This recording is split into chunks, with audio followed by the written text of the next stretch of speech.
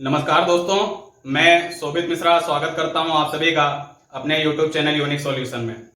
और पर्यावरण की श्रृंखला को प्रारंभ करते हुए जो विषय हम लोगों ने आज चुना है वह national park, wildlife century और बायोस्फीयर का है। अक्सर आपको इन बातों में कंफ्यूजन रहता होगा कि इनमें अंतर क्या होता है, तो चलिए आज उसी के बारे में हम लोग चर्चा करते हैं। और अगर आपको वीडियो पसंद आता है तो आप वीडियो को लाइक और शेयर कर लें, और साथ में हमारे चैनल से जुड़े रहने के लिए आप चैनल को सब्सक्राइब भी कर सकते हैं। तो चलिए प्रारंभ करते हैं। और इस श्रृंखला के क्रम में national park, wildlife century और बायोस्फीयर के क्रम में सबसे पहले समझते हैं बायोस्फीयर क्या है, क्योंकि अगर आप बायोस्फीयर को समझ लेंगे तो उसके साथ में आप नेशनल पार्क और वाइल्ड लाइफ सेंचुरी को बहुत आसानी से समझ सकते हैं। 1971 में यूनेस्को के द्वारा 1971 में यूनेस्को के द्वारा जो है मैप प्रोग्राम चालू किया गया। मैप प्रोग्राम चालू किया गया। इस मैप प्रोग्राम का पूर्ण रूप है मैन एंड बायोस्फीयर प्रोग्राम। 1971 में यूनेस्को के द्वारा मैप प्रोग्राम चालू किया गया और इस प्रोग्राम का पूरा नाम है मैन एंड बायोस्फीयर प्रोग्राम। यह प्रोग्राम यूनेस्को के द्वारा प्रारंभ करने का मुख्य लक्ष्य यह था कि धरती पर फ्लोरा और फौना, फ्लोरा बोला जाता है पेड़ पौधों के लिए, फौना बोला जाता है वन्य जीवों के लिए, जीवों के लिए, तो उनको किस प्रकार से संरक्षित किया जा सके और साथ में जो नेचुरल रिसोर्सेज हैं उनका एक सस्टेनेबल वे में किस प्रकार यूज किया जा सके।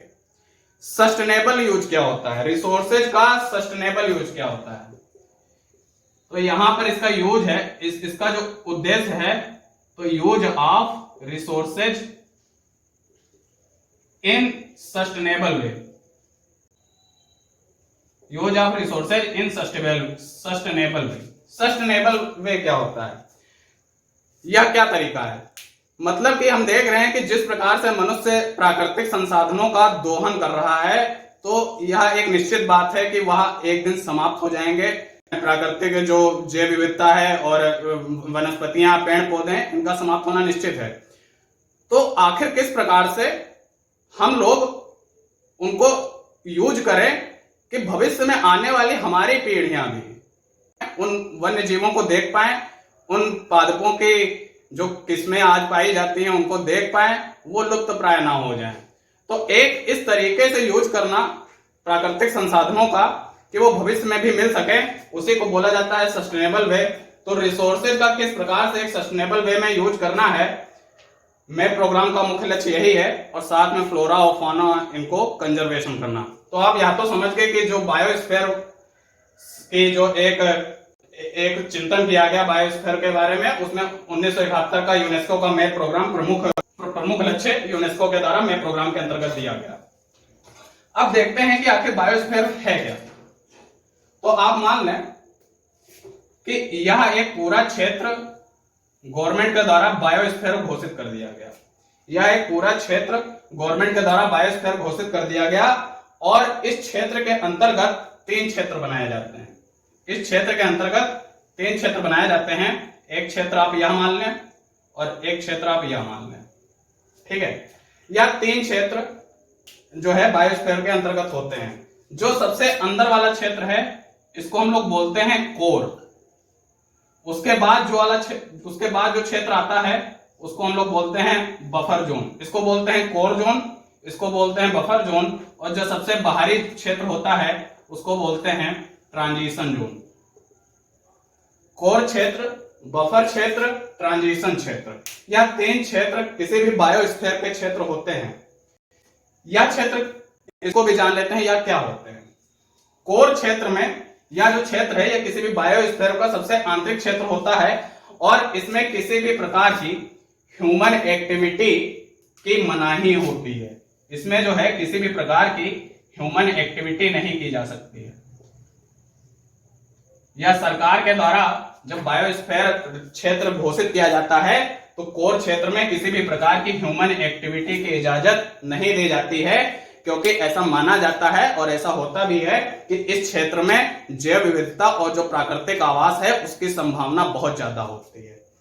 अब आप तो यह बात जानते ही हैं कि बहुत टाइम पहले जो प्रकृति अपने पूर्ण संतुलन में थी, पेड़ पौधे पेड़ और जंगली जानवरों के आवास, उनको कोई खतरा नहीं था। लेकिन जिस प्रकार मानव की आकांक्षाएं, महत्वाकांक्षाएं बढ़ती गईं, उसने पेड़ पौधों को काटा, अपनी बस्तियां बसाई, जानवरों को मारा और उनसे अपना व्यापार किया। तो यह वह क्षेत्र है जो कि पूर्ण रूप से प्राकृतिक अवस्था में है। इसमें किसी भी प्रकार की ह्यूमन एक्टिविटी, मानव गतिविधि की इजाजत नहीं दी जाती है। उसके बाद में यह जो बफर क्षेत्र है, इस बफर क्षेत्र में कोर क्षेत्र से कुछ ज्यादा रियायतें होती हैं। कौन कौन सी रियायतें बफर क्षेत्र में दी जा सकती हैं? आप कह सकते हैं कि इस बफर क्षेत्र में लिमिटेड टूरिज्म की जो है, जो हम लोग देखते हैं कि हम लोग वन्य क्षेत्रों में घूमने जाते हैं, तो लिमिटेड टूरिज्म जो है इसकी इजाजत दी जा सकती है। इसके साथ में फिशिंग वगैरह की इजाजत दी जा सकती है। यहां पर ट्राइबल कम्युनिटी रहती हैं, अभी भी बहुत सारी ट्राइबल कम्युनिटी हैं, आप उनके बारे में परिचित भी होंगे। तो ट्राइबल कम्युनिटी वही है जिनका जीवन जो है वो जंगल पर आधारित है। तो उन ट्राइबल कम्युनिटी को जो है यहां पर अपने आवास को चलाने के लिए जो है यहां पर जंगल से लकड़ी वगैरह और अब ईंधन के लिए जो सामान उपलब्ध कर सकते हैं उसकी इजाजत वो दे सकते हैं। तो ट्राइबल कम्युनिटी की इजाजत फॉर फायरवुड, मतलब कि ईंधन के लिए वो लोग इन क्षेत्रों का उपयोग कर सकते हैं। और इसके साथ में आप कुछ और बोलें, हाँ ट्राइबल कम्युनिटी है तो उसके पास में कुछ जानवर भी होंगे, तो ग्रेजिंग मतलब कि वो उनको चराने के लिए भी जा सकते हैं, क्योंकि इस क्षेत्र में ज्यादा खतरा नहीं होता है। जो ज्यादातर वन्य जीव हैं वो इस क्षेत्र में होंगे, तो ग्रेजिंग के लिए भी जा सकते हैं। तो कोर और बफर तो आप समझ गए। इसके साथ में क्या होता है ना कि सरकार के द्वारा पर्यावरण के संरक्षण और उसके महत्व को आज की जनरेशन में, आज की पीढ़ी में बताने के लिए और उसके बारे में और अधिक जागरूकता फैलाने के लिए जो है यहां पर इसी बफर क्षेत्र में एक, आप कह सकते हैं कि एक एजुकेशनल और रिसर्च सेंटर की स्थापना की जाती है। एजुकेशनल एंड रिसर्च सेंटर, इसकी स्थापना इस बफर क्षेत्र में की जा सकती है। और आप कह सकते हैं यहां से इस कोर क्षेत्र का मैनेजमेंट भी संभाला जा सकता है, या जो एजुकेशनल एंड रिसर्च सेंटर है या एक मैनेजमेंट की तरह भी काम कर सकता है। तो आप यह तो समझ गए कि कोर क्या क्षेत्र है, बफर क्या क्षेत्र है। अब समझें ट्रांजिशन क्षेत्र वह क्षेत्र होता है बायोस्फीयर का जो सबसे बाहरी क्षेत्र है। और इस बाहरी क्षेत्र में जो यह ट्राइबल कम्युनिटी थी, इनकी मानव बस्तियां होती हैं। यह जो ट्रांजिशन क्षेत्र है इसमें मानव बस्तियां हो सकती हैं, ह्यूमन सेटलमेंट हो सकता है, ह्यूमन सेटलमेंट हो सकता है। और वो ह्यूमन सेटलमेंट अपनी आवश्यकताओं की पूर्ति के लिए ट्राइबल कम्युनिटी बफर क्षेत्र में जा सकते हैं इन कामों के लिए, लेकिन सेटलमेंट यहां पर नहीं होगा, सेटलमेंट ट्रांजिशन क्षेत्र में होगा। और इसके साथ में जो है इस बफर क्षेत्र की यह जो पूरा बायोस्फीयर है इसकी निगरानी इस ट्रांजिशन क्षेत्र के जरिए हो सकती है। तो आप यहां तो समझ गए कि बायोस्फीयर क्या होता है। अब चलिए इसी श्रृंखला को आगे बढ़ाते हुए हम लोग नेशनल पार्क और वाइल्ड लाइफ सेंचुरी और साथ में बायोस्फीयर, इन तीनों में एक साथ तुलनात्मक अध्ययन करके देखते हैं कि आखिर यह तीनों क्षेत्र एक दूसरे से किस प्रकार से संबंधित हैं। तो चलिए आगे बढ़ते हैं और national park, wildlife century और बायोस्फीयर को एक साथ समझने की कोशिश करते हैं। चलिए प्रारंभ करते हैं नेशनल पार्क। सबसे पहले नेशनल पार्क क्या होता है, उसके बाद में आप बोल दें कि wild life sanctuary, wild life sanctuary, उसके बाद आप बोल दें बायोस्फीयर, बायोस्फीयर। इन तीनों में क्या क्या अंतर आप देख सकते हैं कि आखिर इन तीनों में किन किन आधारों पे अंतर किया जा सकता है। तो सबसे पहले आप यह देखें, यह जो नेशनल पार्क है, इस नेशनल पार्क में जो है किसी भी प्रकार की ह्यूमन एक्टिविटी, आप इसको बोल सकते हैं कि या कहीं ना कहीं उस कोर क्षेत्र से ही रिलेटेड होता है। यहां पर जो नेचुरल जो सेटलमेंट है जंगली जानवरों का और पादपों का, वह अपने प्राकृतिक रूप में होता है। वहां पर किसी प्रकार के मानव बस्ती नहीं होती है। तो नेशनल पार्क के अंतर्गत जो होता है किसी भी प्रकार की ह्यूमन एक्टिविटी अलाउड नहीं होती है। तो सबसे पहले उसी की बात कर लेते हैं कि यहां पर ह्यूमन एक्टिविटी जो है, ह्यूमन एक्टिविटी जो होती है यह अलाउड नहीं होती है। वाइल्ड लाइफ सेंचुरी में ह्यूमन एक्टिविटी लिमिटेड मात्रा में अलाउड होती है। वाइल्ड लाइफ सेंचुरी में ह्यूमन एक्टिविटी अलाउड होती है, लेकिन वो लिमिट के साथ अप्लाई होती है, विद लिमिट। और बायोस्फीयर में आप जानते थे कि जो कोर क्षेत्र है वहां पे ह्यूमन एक्टिविटी नहीं होगी, बाकी बफर और ट्रांजिशन में अलाउड था। तो ह्यूमन एक्टिविटी वो अलाउड नहीं थी। किसमें? Human activity not allowed. किसमें? इन कोर जोन, कोर क्षेत्र में जो था ह्यूमन एक्टिविटी अलाउड नहीं थी। नंबर 2 पर बात कर लें, यह जो नेशनल पार्क है और जो यह वाइल्ड लाइफ सेंचुरी है और यह जो बायोस्फीयर है, इसमें किस किस प्रकार की प्रजातियां पाई जाती हैं। यह जो नेशनल पार्क है इसमें फ्लोरा पाया जाएगा, मतलब कि जो पेड़ पौधे हैं उनकी किस्में पाई जाएंगी। फौना, जानवर पाए जाएंगे, जंगली जानवर पाए जाएंगे, और आप कह सकते हैं नॉन लिविंग थिंग भी पाई जाती हैं। अब कहेंगे नॉन लिविंग थिंग कौन सी आ गई इसमें नेशनल पार्क में? तो अगर कोई नेशनल पार्क के नॉन लिविंग थिंग, अगर नेशनल पार्क के अंतर्गत कोई हिस्टोरिकल प्लेस है जिसका कोई ऐतिहासिक महत्व हो सकता है, उसको आप नॉन लिविंग थिंग बोल सकते हैं। वाइल्ड लाइफ सेंचुरी, इसके नाम से ही आप समझ गए होंगे वाइल्ड लाइफ, यहां पर जंगली जानवर ही मुख्यतः होते हैं। तो यहां पर जो होगा वाइल्ड क्रिएचर होंगे, ठीक है, यह वाइल्ड लाइफ सेंचुरी। उसके बाद में बायोस्फीयर में संपूर्ण बायोडाइवर्सिटी, जिसमें फ्लोरा फौना, हर प्रकार के जो प्राकृतिक जीव होते हैं वह बायोस्फीयर में सम्मिलित किए जाते हैं। तो होल बायोडाइवर्सिटी, संपूर्ण जैव विविधता। उसके बाद में नेशनल पार्क की फिक्स बाउंड्री होती है। नेशनल पार्क की बाउंड्री जो है फिक्स होती है और उस बाउंड्री को गवर्नमेंट के द्वारा फिक्स किया जाता है। Fix boundary with government rules, with government rules, मतलब कि गवर्नमेंट अपने नियम के द्वारा नेशनल पार्क को की बाउंड्री फिक्स करती है। वाइल्ड लाइफ सेंचुरी की जो बाउंड्री होती है वह फिक्स नहीं होती है, क्योंकि कुछ ना कुछ मात्रा में वहां पर ह्यूमन एक्टिविटी अलाउड होती है। तो no fix boundary, no fix boundary. अब अगर बायोस्फीयर की बात कर लें तो बायोस्फीयर की भी बाउंड्री फिक्स है। बायोस्फीयर की भी बाउंड्री फिक्स है, फिक्स बाउंड्री इसकी भी बोल सकते हैं। या कुछ अंतर हैं जो आप देख रहे हैं कि national park, wildlife century और बायोस्फीयर में है। उसके बाद में यह जो नेशनल पार्क है यह बनाने की संकल्पना किसने चालू की? IUCN, आप एक नाम जानते होंगे, IUCN, international union for conservation of nature, जिसकी स्थापना 1948 में हुई, जिसका मुख्यालय ग्लांड, स्विट्जरलैंड में है। तो आप जानते हैं कि IUCN जो है विश्व स्तर पर जो है पर्यावरण जैव विविधता को बचाने के लिए पूर्ण रूप से कार्यरत है। तो उसी के IUCN के ने जो प्रोटेक्टेड एरिया बनाने की बात की, उसी IUCN के प्रोटेक्टेड एरिया के अंतर्गत, IUCN के जो प्रोटेक्टेड एरिया हैं उन्हीं के अंतर्गत जो नेशनल पार्क है या कैटेगरी 2 के अंतर्गत आता है। जो कैटेगरी 2 के अंतर्गत यह नेशनल पार्क आता है।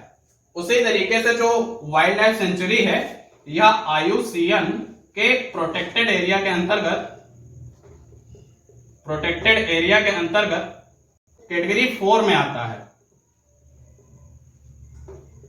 कैटेगरी 4 में आता है। और यह जो बायोस्फीयर है यह IUCN के प्रोटेक्टेड एरिया के अंतर्गत कैटेगरी 5 में आता है।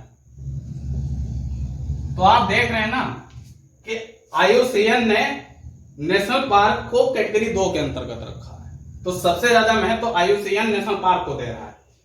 उसके बाद वाइल्ड लाइफ सेंचुरी को दे रहा है और सबसे कम जो है बायोस्फीयर को दे रहा है, क्योंकि बायोस्फीयर एक वृहद संकल्पना है, इसीलिए मैंने आपको वीडियो के प्रारंभ में ही उसे बताने का प्रयास किया। उसके बाद में आपने 4 अंतर देखे, आप और कुछ कह सकते हैं। यह जो नेशनल पार्क है इसका एरिया छोटा होता है, वाइल्ड लाइफ सेंचुरी इसका भी एरिया छोटा होता है, तो आप बोल सकते हैं स्मॉल एरिया, इसका जो एरिया होता है वह छोटा होता है। उसी तरीके से इसका भी एरिया स्मॉल हो सकता है, स्मॉल एरिया। उसके बाद में यह जो बायोस्फीयर है यह एक वृहद संकल्पना है, इसका एरिया स्मॉल नहीं होता है, इसका एरिया जो है लगभग 5000 से 6000 स्क्वायर किलोमीटर, 5000 से 6000 स्क्वायर किलोमीटर के बीच में होता है। तो यह कुछ प्रमुख अंतर हैं national park, wildlife century और बायोस्फीयर के बीच में, कि ह्यूमन एक्टिविटी नेशनल पार्क में नहीं अलाउड है, human activity with limit wild life sanctuary में अलाउड है, ह्यूमन एक्टिविटी कोर जोन में बायोस्फीयर के अलाउड नहीं है। Flora, fauna, non living thing जो है नेशनल पार्क में होती हैं, wild creature wild life sanctuary में होते हैं, और होल बायोडाइवर्सिटी संपूर्ण जैव विविधता बायोस्फीयर में होती है। नेशनल पार्क की जो बाउंड्री है उसे गवर्नमेंट अपने रूल्स के अकॉर्डिंग फिक्स करती है। वाइल्ड लाइफ सेंचुरी की कोई फिक्स बाउंड्री नहीं होगी, बायोस्फीयर की बाउंड्री फिक्स होती है। IUCN के प्रोटेक्टेड एरिया के अंतर्गत जो नेशनल पार्क है वह कैटेगरी 2 के अंतर्गत आता है। Wild life sanctuary protected area IUCN के प्रोटेक्टेड एरिया के अंतर्गत कैटेगरी 4 में आता है, और बायोस्फीयर जो है कैटेगरी 5 में आता है। नेशनल पार्क और वाइल्ड लाइफ सेंचुरी के एरिया छोटे होते हैं, जबकि बायोस्फीयर एक वृहद संकल्पना है जिसका एरिया 5000 से 6000 किलोमीटर के बीच में होता है। अब आपको एक रोचक तथ्य मैं बताना चाहता हूं। एक बार national park, wildlife sanctuary, biosphere कोई क्षेत्र घोषित हो गया, बायोस्फीयर एक वृहद क्षेत्र है, ठीक है, national park, wildlife century कोई क्षेत्र घोषित हो गया, तो वाइल्ड लाइफ सेंचुरी को अगर राज्य सरकार, वाइल्ड लाइफ सेंचुरी जो है राज्यों में होंगी, क्योंकि कॉमन सी बातें हैं, जो बायोडाइवर्सिटी फैली है पूरी इंडिया में फैली है वो अलग अलग राज्यों में आती है। तो अगर कोई राज्य सरकार वाइल्ड लाइफ सेंचुरी को नेशनल पार्क में चेंज करना चाहती है, कोई राज्य सरकार वाइल्ड लाइफ सेंचुरी को नेशनल पार्क में चेंज करना चाहती है, तो वह बिल्कुल कर सकती है, वह कर सकती है। उसके लिए सेंट्रल गवर्नमेंट की जो है परमिशन लेनी पड़ेगी, और वहां पर बायोडाइवर्सिटी का भी ख्याल किया जाता है कि क्या इसमें इस प्रकार की बायोडाइवर्सिटी हो गई है जिसको खतरा है, तो उसको प्रोटेक्ट किया जाए और उसको नेशनल पार्क में बदला जाए। तो वाइल्ड लाइफ सेंचुरी तो नेशनल पार्क में बदला जा सकता है, लेकिन अगर कोई क्षेत्र नेशनल पार्क घोषित कर दिया गया है तो वह नेशनल पार्क से कभी भी वाइल्ड लाइफ सेंचुरी नहीं घोषित किया जा सकता है। कोई क्षेत्र अगर दुधवा नेशनल पार्क है, अगर वह कभी नेशनल पार्क घोषित हो गया है तो अब वह कभी भी वाइल्ड लाइफ सेंचुरी घोषित नहीं किया जा सकता है। यहां अगर कोई वाइल्ड लाइफ सेंचुरी है तो उसको नेशनल पार्क घोषित किया जा सकता है। तो यह तो आप समझ गए। अब चलिए मैं इसको इरेज करता हूं, अगर आपको स्क्रीनशॉट वगैरह लेना है तो आप ले सकते हैं। और इसके साथ में अगर अब भी आपको यह बात क्लियर नहीं हुई है तो मैं एक डायग्राम के माध्यम से आपको और स्पष्ट करना चाहूंगा कि आखिर यह बायोस्फीयर, नेशनल पार्क और वाइल्ड लाइफ सेंचुरी क्या है। यह जो अभी आपने तथ्य पढ़े हैं, जो अंतर देखा है, उसको आप अपने दिमाग में जरूर रखें। अब मान लें कि यह एक बड़ा सा क्षेत्र जो है यह बायोस्फीयर है, जिसका एरिया 5 से 6000 किलोमीटर के बीच का है। यह जो है यह बायोस्फीयर है। तो इसी क्षेत्र में कहीं ना कहीं आप जानते हैं कोर होगा और वहीं पे ट्रांजिशन एरिया होगा।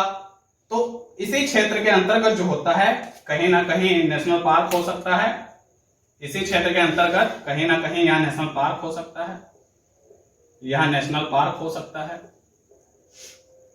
इसी क्षेत्र के अंतर्गत कहीं ना कहीं वाइल्ड लाइफ सेंचुरी भी हो सकती है, वाइल्ड लाइफ सेंचुरी हो सकती है।